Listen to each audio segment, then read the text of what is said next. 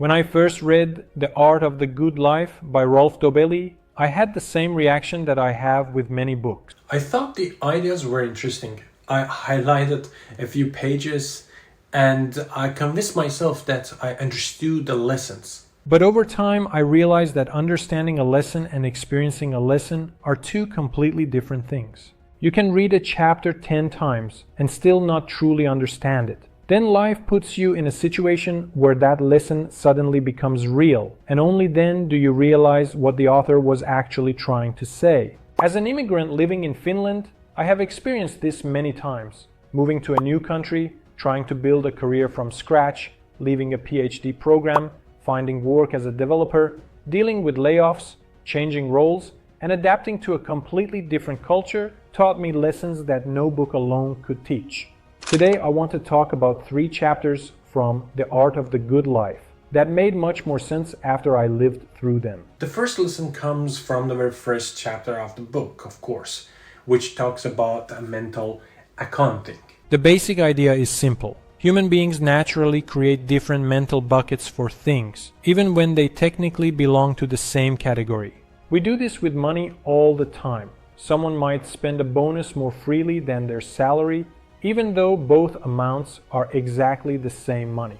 When I first read that chapter, I thought it was an interesting psychological observation, but I did not see how it could affect my life. Then I bought a car. Suddenly I noticed that I had created a completely separate budget in my head for everything related to that car. Fuel expenses belonged there, insurance belonged there, maintenance belonged there, even unexpected repairs belonged there. Once I accepted that those expenses were part of owning a vehicle, I stopped feeling frustrated every time something happened. That experience made me realize that mental accounting is not really about money. It is about how we organize limited resources. The resource that matters most to me is not money. It is time. For most of my adult life, I felt guilty about how I spent my time.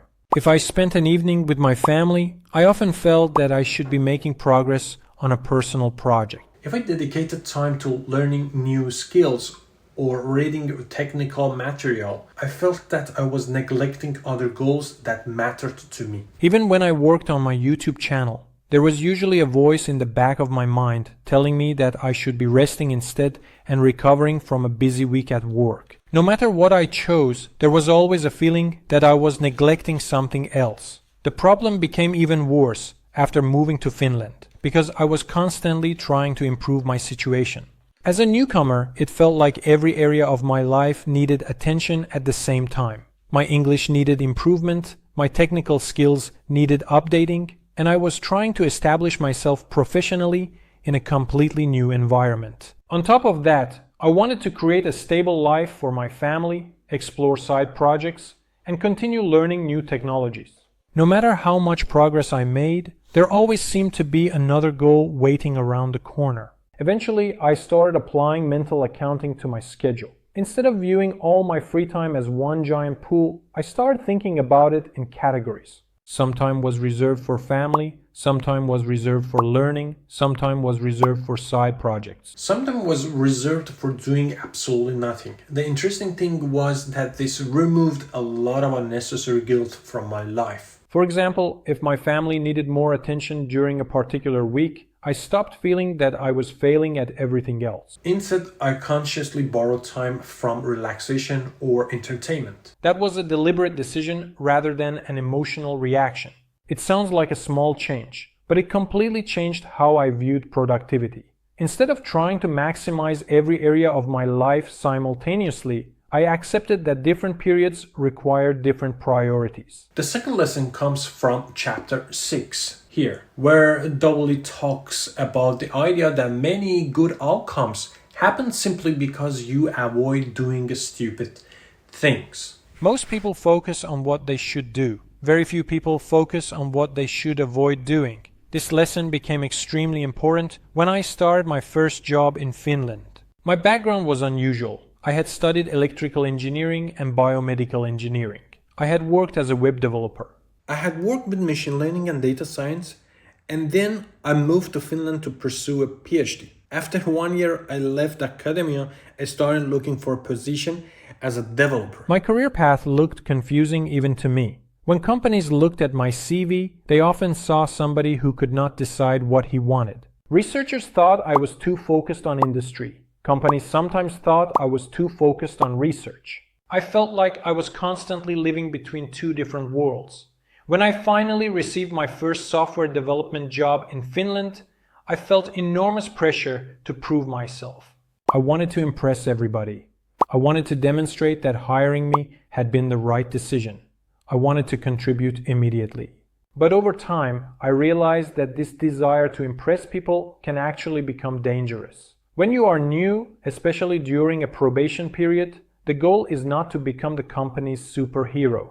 The goal is to avoid creating problems, show up on time, finish your tasks, communicate clearly, ask questions when necessary. Treat people respectfully. Do not promise things you cannot deliver.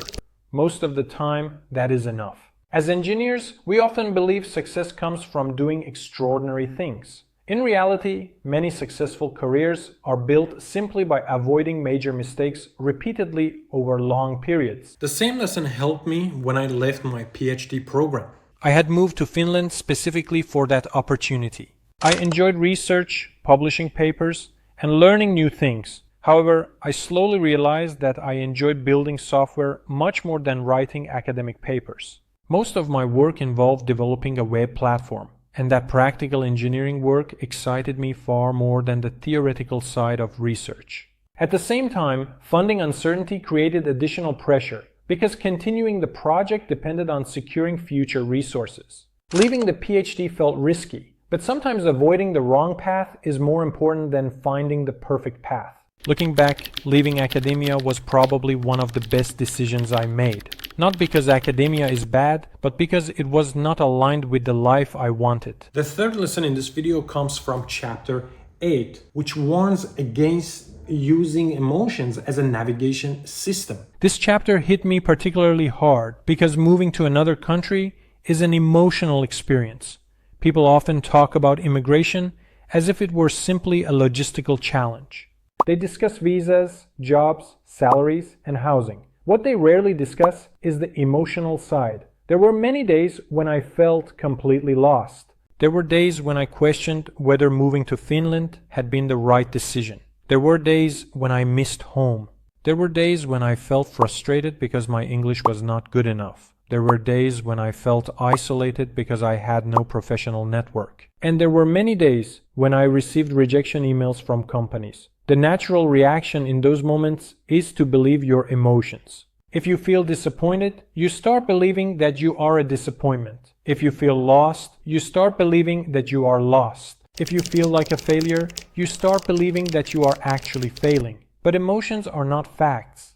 That is probably one of the most important lessons I learned during my career. When I was applying for jobs after leaving academia, I received many rejections. Some companies never replied. Some companies rejected me after interviews. Some companies rejected me because my background was unusual and difficult to categorize.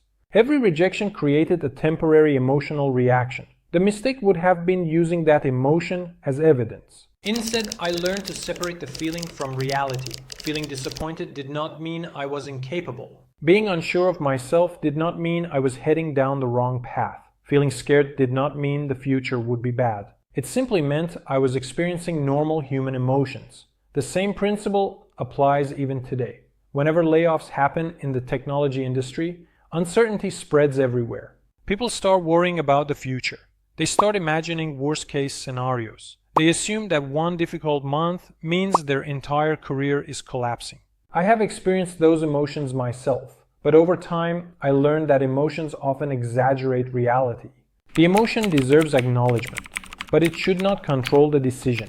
When I look back at my journey, I realized that many of the most important decisions in my life happened despite my emotions, not because of them.